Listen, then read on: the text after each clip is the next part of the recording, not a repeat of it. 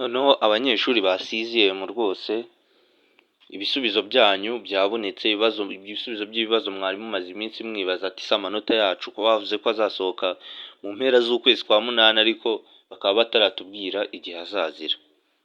Noneho ubu ngubu NESA yasohoye itangazo rigira riti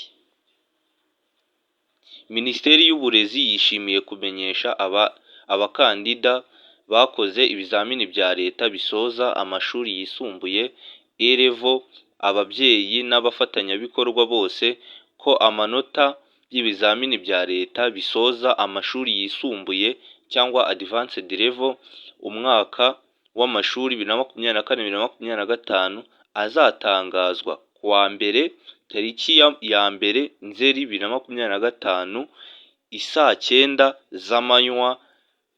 Mushobora gukurikirana iki gikorwa munyuze ku rubuga rwa YouTube rwa Minisiteri.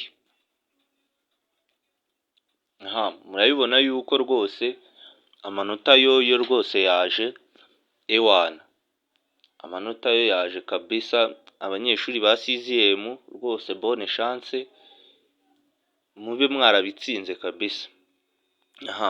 Rero kora subscribe kugira ngo ku isaha y'isaa saba kuwa mbere tuzabakora video y'ukuntu wareba amanota, tuzabahereza linki y'ukuntu wareba amanota iwanyu nta muntu ukurebeye. Kora subscribe, like na share, ubutumwa ubugeze no ku bandi bantu nabo babimenye. Murakoze, turabakunda kabisa ewana, bonne chance.